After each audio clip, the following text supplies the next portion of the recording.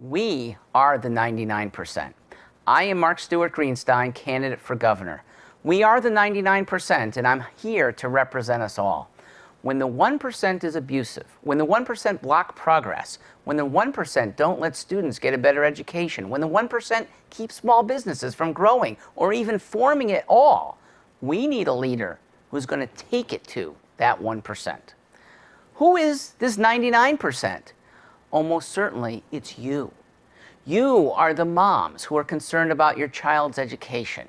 You're the moms and dads who are fed up with filling out forms and paying extra for kids' activities. You're the moms and dads and grandparents who save for a child's education only to see a slot taken by an illegal immigrant who the government decided is more worthy. You are the grandparents and great-grandparents who understand the American way and see it getting lost in feel-good trends, like the government paying people who don't want to work, like having trigger warnings on speech. Yes, free speech, because snowflake juveniles and adults with childlike sensitivities feel hurt by disagreeable words. You are urban African Americans who are tired of yet another year going by with judges failing to allow your children to escape from bad city schools. You're in the job market. You're sick of progressives forcing employers to keep you from working the way you want. You want to save for a new home. You can't because taxes are so high. You'd like to have one parent stay home to help raise your children. But again, taxes are too high. I make the moral argument for low taxes. Bob doesn't. Low taxes, both federal and state, they allow one parent to stay home. They help us raise better children. You may be someone who don't want to stay home. You want to work more hours, but the ACA makes it hard for your boss to give you more than 29 hours a week. You're understanding of this, and maybe you're even a Republican. You know this. You've been paying attention. But you're frustrated that in D.C., a Republican Congress won't end Obamacare. That in Connecticut, your government won't defund sanctuary cities, won't fire employees for misdeeds, won't halt bond measures that are about to bankrupt your children. Your ideas are right. And then when you finally get a sympathetic Republican governor, they govern horribly. You get Rowland, Weicker, all Republicans. I'm a Democrat, but a liberty-minded one. A lot of Republicans like me. I'd like to see the support of Republicans, independents, you're the biggest party, and Democrats who have an independent spirit that you found that the leftist leaders are taking us the wrong way. Independence means liberty, and liberty unites all of us. Well, maybe not that 1%, but we can take them down. As a forceful leader, but still your public servant, I can call out those who are irresponsible. It's to never sign a bill with a state pension included. It's to never even read a bill that's more than 2 pages long. When it gets longer than that, there's bound to be special exceptions. Someone's bound to be getting ripped off. I can control the bureaucracy better than you've ever seen before. State employees committing malfeasance, they get fired. If it's egregious, their pensions get reduced. This is serious. But it's also optimistic because the only problems with Connecticut have stemmed from government, and government is the easiest thing to change. The rest of Connecticut is still great. We have highly educated people. We have great weather. We have great resources. That's still there. With willpower, we can change the government very quickly.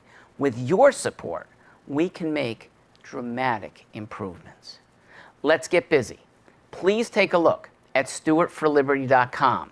You can keep watching here, just multitask. See what's on the videos there. There is more. WeResist.us, Concom.net, and yes, NHL-to-Hartford.org. We are bringing a team back. I am Mark Stuart. I'm in your corner. Thank you for being in mine. Hello, my name is Dave Rackleff, and I'm running for state representative in the 79th District of Bristol because I feel strongly that we need new leadership and a new direction in Hartford. The policies and programs of Governor Malloy and the Democratic Party leadership in the state legislature have crippled our economy and put my future, and more importantly, my family's future in Connecticut at risk. Already, several of my friends and family have left the state in search of a job or to find a more affordable retirement, and more are planning to go. This has to stop, and I am asking for your vote on November 6th to help turn things around. I was born in Connecticut and lived here my entire life. My wife, Doreen Aldieri, was born and raised in Bristol. Between us, we raised 5 children and have 3 grandchildren. I am now planning to retire at the end of this year to spend more time with our children and grandchildren, as well as take advantage of the incredible lifestyle Connecticut offers. But I feel very concerned about the impact of the state's runaway spending, taxes, and debt on my family, and I feel these pressures not only impact me and my wife as we approach retirement, but also impact my children and grandchildren's ability to grow up and have a great life here, as we did. This is why I decided it's time to get personally involved in state policy making to help my family by fixing the bad decisions and mismanagement of our economy and priorities in Hartford. Under the Democratic legislature and Governor Malloy, we experienced the 2 largest tax increases in the state's history and watched our regulatory climate grow. These policies proved disastrous to our state's economy and competitiveness and led to the ongoing loss of thousands of businesses, jobs, college graduates, and retirees. In fact, Connecticut is still struggling to recover all the jobs we lost in the Great Recession, the last state in the U.S. to do so. Over the past years, we have gone from being the envy of every state in the country to number 48 for economic growth and stability. We have overspent well beyond our means and have built up one of the largest piles of debt and taxes per capita in the country, with no end in sight. As a result, our most vulnerable citizens, seniors, children, and the disabled, are at greater risk due to inappropriate budget cuts. And while our education system is one of the best in the world, producing some of the most qualified people across a wide variety of careers, many are choosing to leave after graduation because Connecticut has too few jobs to offer, is too expensive to live and raise a family, is too hard to get around, and has too few entertainment and social options for the younger generation. The sad truth is we have fallen behind in many key areas and are losing more ground every day. And now I hear Ned Lamont and my opponent, Chris Ziogas, speak about raising taxes and tolls on individuals and businesses even further. This is obviously not the answer we need, just as it wasn't under Governor Malloy. Connecticut needs to focus on its excessive spending and not on raising more taxes and tolls. Don't be fooled by political ads that talk about lowering specific taxes. The total amount of taxes and fees under Lamont and Ziogas will be much higher on both individuals and businesses, keeping our economy in a downward spiral for years to come. To turn things around, we need to end 40 years of single-party Democratic rule in the state legislature, because their tax and spend vision and programs are clearly not working. I've worked for 45 years in healthcare. For 23 of those years, I served as a director and executive at Bristol Hospital, overseeing the implementation of new services and systems. Time and again, we achieved significant award-winning improvements in patient care and patient safety, while our clients, the citizens of Greater Bristol community, were the beneficiaries. I am proud of Bristol Hospital and my contribution to its reputation as a leading regional healthcare institution, and consider Bristol Hospital to be a major pillar of our community and one of the keys to our continued success as a vibrant city going forward. It is absolutely critical that both the governor and the state legislature work closely together to restore fiscal stability for the state and public and business confidence in the government. I ask for your support and pledge to do all I can to continue the effort to create an environment where senior citizens, working families, and young people can enjoy the benefits of a high-quality living and work environment where businesses will be free of unnecessary regulations and taxes that restrict their growth, and where Connecticut can regain its position as the best state in the union to live, work, raise a family, and retire. Please vote for me and the entire Republican team on November 6th so we can make the positive changes necessary in Connecticut. Thank you. Good day to the residents of the 24th Assembly District in New Britain and Newington. My name is Sharon Saavedra, and I am running for State Representative of the 24th. This district encompasses those who vote at Gaffney, Slade, Vance, the VFW and Roosevelt in New Britain, and John Wallace in Newington. Though my civic and political involvement spans several decades, let me share with you a little bit about who I am and what my candidacy is all about. I am a lifelong resident of New Britain. I graduated New Britain High School in 1983 and Central Connecticut State University in 1987. I am married to Ed Saavedra, and we have 3 adult children, 2 of whom are challenged by autism. I am a strong advocate for public education, having served on the Board of Education for 12 years. I have a proven track record of working across party lines and across multiple levels of government to get things done. My elected and appointed positions have afforded me wonderful opportunities to learn and grow, developing my skills as an effective community leader. I served as a legislative aide in both the State House and Senate, and 2 terms as Alderwoman at Large on the New Britain Common Council. These public service experiences have provided considerable insight into the relationship between state and local government operations. As the purple candidate, I am a registered Democrat who sought and received the endorsement of the local Republican Town Committee. I am an independent thinker who believes in people over politics. I believe in personal accountability and responsibility, as well as shared decision-making. I appreciate the ability of the local Republican Town Committee to afford me the opportunity to serve the people of the 24th District. That action reflects my philosophy that elections are about integrity and compromise, not party labels. Leaders must work cooperatively with one another to solve the financial crisis that has put a stranglehold on our state. I am confident to believe, I think, about government with vision, and that I am a strong advocate for the rights and responsibilities of people. No party should be greater than the people they serve. My philosophy is simple. We are all in this together, and that is how we solve problems as Democrats, Republicans, unaffiliated voters, and folks of all political persuasions. There is plenty of room around the table of policy making and legislating. I want to encourage that table of decision making be broad and inviting for all to gather around. A person's political affiliation is not the qualifying factor to become an elected official. Getting elected should be about ideas, credibility, integrity, the ability to work together, communication skills, visibility, and accessibility to one's constituents. That means all of you who are watching this right now. Residents must demand more from our elected officials. I want to have the privilege of hearing your demands and your specific concerns about issues that are affected by state-level decisions. Your support for my purple candidacy will be a vote for the change you want to see in government. If elected, I will work tirelessly for you, my constituents, and be an honest voice in government. As a community, we must move beyond the rhetoric that divides us and look for the common denominators that bind us together as a people. I seek the state representative position for your 24th district. I humbly ask for your vote on November 6th.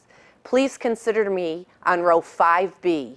I thank you for your valuable time. You can look for me, Sharon Belen Saavedra, as the purple candidate, hopefully to be your next state representative. Hello, my name is Mike DAmico. I'm running for re-election as Farmington and Unionville's state representative in the Connecticut General Assembly. It's been my privilege and my honor to serve as your representative for the past 6 years, after having served for 7 years on the Farmington Town Council. I truly believe that government at all levels, local, state, and federal, has the capacity and the duty to improve people's daily lives. And I've worked hard for over a decade to do just that. Here in Farmington, we expanded the tax relief program for seniors and the disabled. We increased education funding for our children, and we set a property tax rate that was fair and reasonable for both homeowners and businesses. In the legislature, I protected Farmington's level of municipal aid from the state, including education funding, and secured grant money and bond money to make improvements to our schools, roads, libraries, and public safety facilities. By working in a bipartisan manner with my colleagues, we've made significant progress for the residents of our state. We've made government more efficient and affordable. We've given assistance to hundreds of small and medium-sized businesses, and we've secured commitments from several large corporations to remain right here in Connecticut and to increase their workforces. We made improvements to public safety and mental health services. We improved services for those with intellectual and developmental disabilities, and we protected water and electricity customers from excessive charges. We've made advancements towards wage equity for women, gender equity, and retirement security for all. We've adopted forward-thinking renewable energy goals, improved veteran services, made student loans more affordable, and protected essential health benefits for women. We've held drug companies accountable for excessive price increases, and we restored funding for the Medicare Savings Program for seniors and moderate-income residents. As we prepare for the future, we all know that Connecticut faces many challenges: holding the line on taxes, paying down our debt, funding our pension obligations, addressing transportation issues, keeping college affordable, providing for the needs of our seniors, and many others. We are a creative, innovative, and productive people living in a beautiful state with many resources. I look forward to harnessing our abundant educational, technological, and financial resources to meet these challenges. So, how do we enhance Connecticut's business climate and continue to create good-paying jobs? We do it by continuing to invest in higher education and workforce development, by continuing to improve our transportation infrastructure, by holding the line on taxes, and by making our tax policies more equitable. As we have always done here in Connecticut, we invest in our future by investing in ourselves and our children. You have always trusted me to represent you fairly and conscientiously, and I take that responsibility seriously. I will continue to work for a proper balance between the taxes you pay and the services you receive. I look forward to your support on Tuesday, November 6th. I'm Mike DAmico, and I approve this message. Thank you. Conservative policies have our national economy advancing, stock market soaring, and federal taxes shrinking. But here in Connecticut, Dan Malloy's wasteful tax and spend policies have had the opposite effect. In the last 8 years, Connecticut has seen the 2 largest tax increases in our history. That, along with senseless expenditures and contemptible negotiations between Dan Malloy and the unions, residents and jobs are leaving the state at unprecedented levels. My name is Lou Errata, and I'm running for state representative from the 83rd District of Meriden and Belen. I'm running against a 7-term Democrat incumbent, Catherine Abercrombie, who is in favor of raising your taxes and the implementation of tolls. Prior to the implementation of our state income tax in 1991, we led the nation in prosperity. The recognized leader against the income tax was, then, State Senator Tom Scott, and he was absolutely correct some 27 years ago when he said that Connecticut doesn't have a revenue problem, we have a spending problem. I will vote for reducing taxes, not increasing them, and I do not support tolls in Connecticut. My opponent and I could not be further apart what we believe is best for you. Implementation of tolls is nothing more than a commuter tax. The media and toll proponents, such as my opponent, have misinformed the public regarding the proposed installation of tolls. Most people are shocked when they learn the truth that the state receives $750 million per year from the federal government for not having tolls. I've been asking, why must we spend over $99,000 per mile of highway here in the state for administrative expenses when the national average is only $10,600? What are we doing that is so special or so unique that we must spend over 9 times the national average? There's no better proof nor better example of what Tom Scott said those many years ago. This election could not be more clear. If you want to pay more of your hard-earned money for higher taxes, vote for someone other than me. There are 9 states that have no income tax: Florida, where many of our state pensioners relocate to after they retire; Texas, Tennessee, Alaska, Wyoming, South Dakota, Washington, Nevada, and New Hampshire. When you compare the 7 highest income tax states and the 9 zero income tax states over a decade, the zero tax states had job creation over 7% higher, and personal growth was over 12% higher than the taxed states. Incidentally, the state of Connecticut government using state spending as a percentage of GDP as the metric is 32% larger today than it was the year income tax took effect in 1992. And from 1991 to 2014, Connecticut state government spending grew 71% faster than the rate of inflation. Government does not create wealth, it spends yours. The monster that is Connecticut state spending has to be tamed.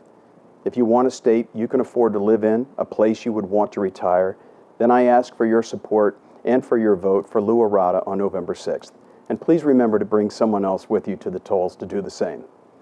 Not only your fellow residents and neighbors are leaving the state, we must decrease the tax burden on our businesses as well. If surrounding states are cheaper for corporations and businesses to do business in, why would they want to locate in Connecticut? We need job growth to support increasing the workforce, increase wages, and real estate values. And the only way to achieve those goals is to make the tax burden here the lowest in the region. Bob Stefanowski and Joe Markley are right, because the opposition has been in control for over 40 years, and look at what we've become. We have become the example that the rest of the nation looks at as what not to do. If you're fed up with the nonsense and ridiculous expenditures for more and more surveys and crony deals coming from Hartford, I want your vote. Politicians are staying too long in office. There is no need, in my opinion, to have career politicians who lose touch with those constituents they're supposedly elected to represent, only to focus on their own reelection and pet projects. We need to be certain that in this upcoming election we bring back some checks and balances into our state political system. Thank you for listening, and I thank you for supporting the Republican ticket to cut the fat in the way Connecticut politics have been run by the Democrat, one-party-controlled state legislature. We all operate best when there is a system of checks and balances. That's been missing here in Connecticut for the last 40 years. My core values of gratitude, truth, and transparency, and my conservative nature will be a welcoming addition to the new freshman class in our capital. For more information, you may visit my website at louerrata.com. I ask for your vote this November 6th. I thank you again, and God bless. Hello, I'm State Senator Henry Martin, and I'm running for re-election to the state's 31st district so I can keep fighting to fix Connecticut. I'm a Bristol resident and business owner. My wife Roxanne and I have been married for 34 years. We built a home and raised our family in Bristol. And at that time, our state and our communities were thriving. Then came the Great Recession. While it didn't just cause a problem for the people of Connecticut, it did hit us hard. So after a few years, when other states began to recover and thrive, Connecticut didn't. Our economy was stagnant and more jobs were lost. At the same time, Connecticut state spending ballooned, taxes increased, home values declined, and more businesses left Connecticut. Residents were next, as they left the state in search of a better economy, lower taxes, and employment opportunities. I ran for state senate in 2014 because I wanted to make Connecticut a place where people could thrive again. I intended to go to Hartford to work on stabilizing the state's budget and our state's economy, cutting taxes and eliminating burdensome regulations. Because I believe that is the formula for economic growth and prosperity. It hasn't been easy. During my first term, Democrats held the majority and we had Governor Malloy to deal with. Even though we offered concrete plans to cut state spending and eliminate budget deficits, we were ignored. Our governor and the Democratic majority thought they could spend and tax their way to a better economy and didn't listen. In 2016, Connecticut voters said that they had enough of one-party rule and voted more Republicans into the state legislature. With a slim Democratic majority in the House and an 18-18 split in the Senate, Democrats could no longer keep Republicans out of the room. Yet they still tried. And in 2017, It took nearly all year to pass a state budget because Democrats didn't want to acknowledge they were no longer in charge. With the help with public outcry and a better plan, we did it. The last 2 years, I was part of the team that passed bipartisan budgets that funded states' essential needs and didn't raise taxes. We stood up to the governor's vetoes and demonstrated to businesses and Wall Street that we were serious about putting Connecticut's financial house in order. Because of our Republican-led hard work, we eliminated the income tax on Social Security and are phasing out the tax on pension income. In addition, we implemented a state spending cap, a bonding cap, and a volatility cap. We protected seniors and the disabled from Governor Malloy's draconian program cuts. We reversed his education cuts and defended our veterans by restoring funding for military funeral honors and the state veterans home. But we're not done. It's time to fix Connecticut. We need to make economic recovery, long-term job creation, and fiscal stability the priority. We have started to turn Connecticut around, and with your help, we can continue our work to put our state on a path to where every resident is proud of our state and to where people and businesses want to move to again. I hope you will re-elect me to the State Senate on November 6th so I can continue what I started. I'm Henry Martin, and I'm asking you for your vote. It's time to fix Connecticut. Do you ever wonder what the future holds for you and your family? Do you wonder if Connecticut is a part of that future? We are at an unprecedented crossroads in our state. We are reminded regularly of all the bad news. Our state has the second highest tax burden in the country, one of the worst business climates in the country, one of the worst debt per capita in the country, one of the worst unfunded pensions in the country, a declining rate of population growth, and the list goes on and on and on. Connecticut is losing.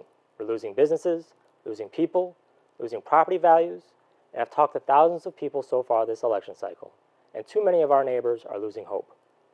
I'm Chris Forrester, and I'm running for state representative of Farmington and Unionville because I believe we can do better.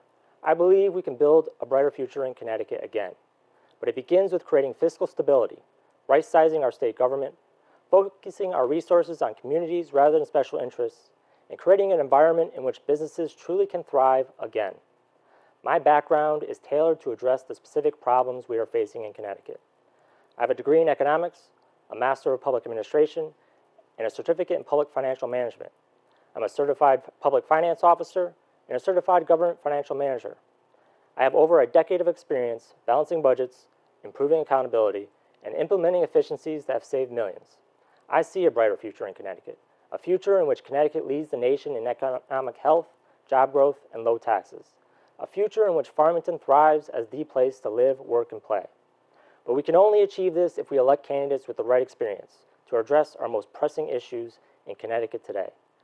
But we can build a brighter future. That is why I'm asking for you to join me. I humbly ask for your vote on November 6th. Thank you, and God bless you. Hello, my name is Tracy Sisti, and I am currently on the Board of Education here in the town of Belen.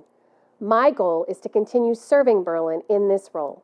With your help, we can make a positive effect on our children's education and childhood experience in our town. I have been blessed to raise my 3 children in this great town of Belen. One child has graduated from our schools, and the other 2 are still in our school system.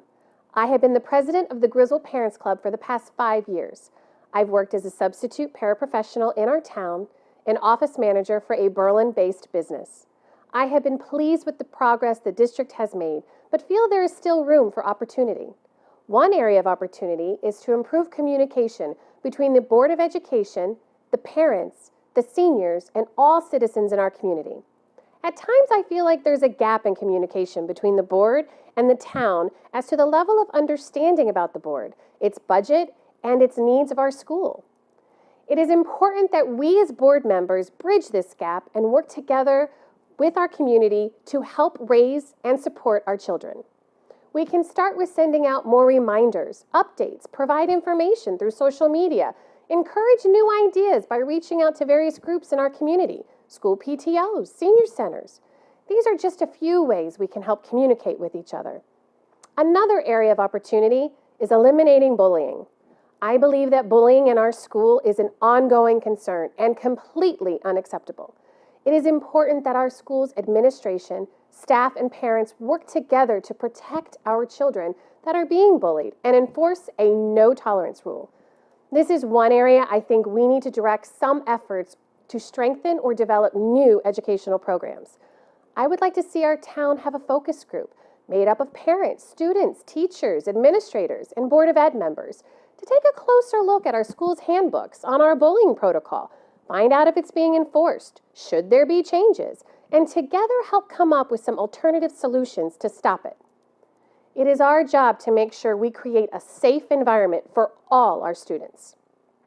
Now that we have newly renovated high school, I want to make sure that our high school continues to offer challenging and engaging programs that will help support our children and encourage them to reach their dreams.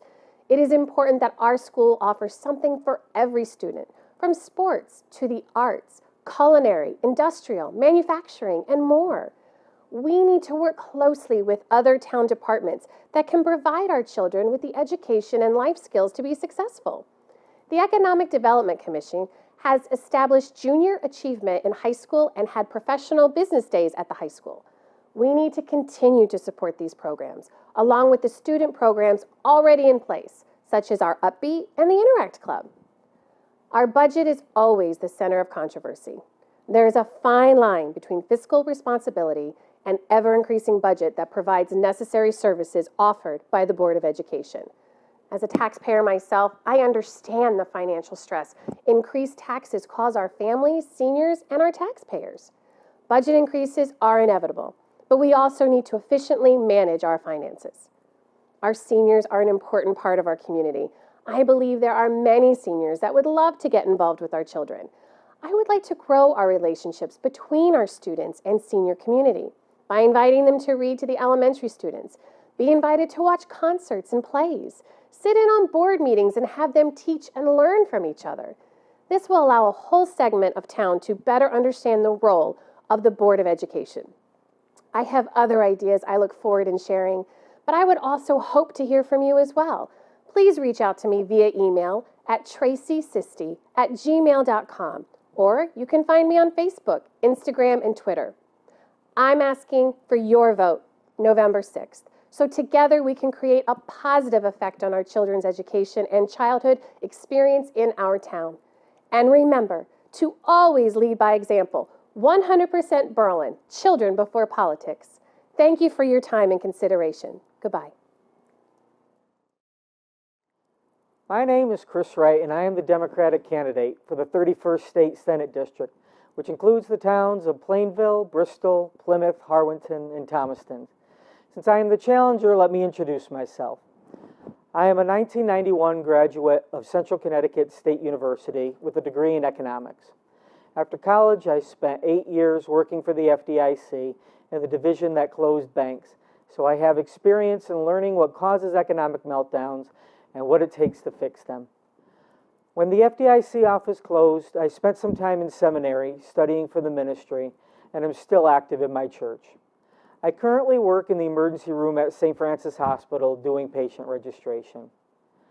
Without question, the largest challenges facing our state are growing the economy and balancing the state budget.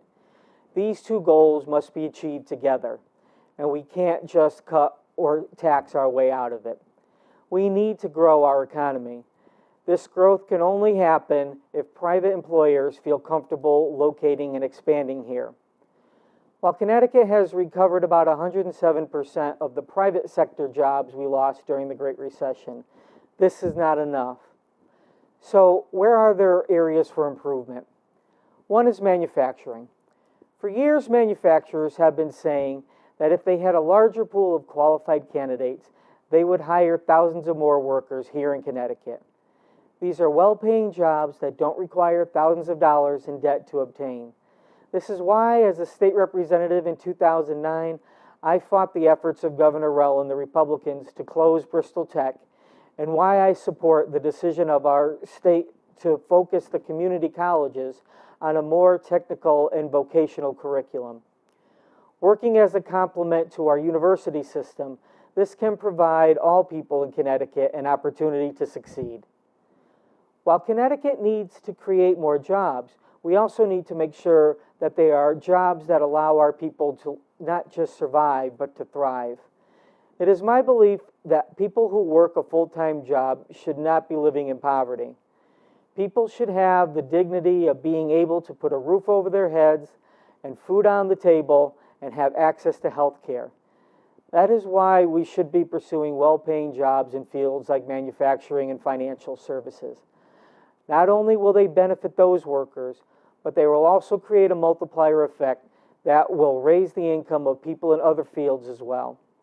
In addition, any increase in economic activity will also provide the state with the revenue it needs to care for our seniors and veterans who are no longer working and who may need our assistance. In order to attract more businesses, Connecticut also needs to stabilize our state finances. As a state representative, I was the leader of the moderate Democratic caucus and a strong voice in my party fighting to rein in spending and taxes. I was an independent voice for my constituents, voting against 2 of the 3 two-year budgets proposed while I was in office. As your senator, my goal will be to balance the budget without raising taxes, but also without the devastating budget cuts like those initiated by the state of Kansas, which nearly devastated that state's school system. My goal is to make better use of the resources that we have, providing people with the services they need without increasing our tax burden. Lastly, as one of the few members of the legislature who actually punched a time clock, I have a unique perspective that many legislators don't fully understand. I know what it is to live paycheck to paycheck and to have medical bills that can't be fully paid all at once.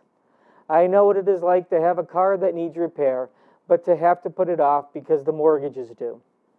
I am a person who has always viewed public service to others as my mission in life. This is why I entered seminary, and it's why I became involved in politics. A lot is at stake this November, and you need to be able to trust your elected officials. So here is my promise to you, and it's the only promise I'll ever need to make. I will always serve you in your interest, and will fight against the special interests that are taking advantage of the middle class. My highest priority as your state senator will be to serve the people of the 31st District to the best of my abilities. I ask for your support and for your vote, and I thank you for your time.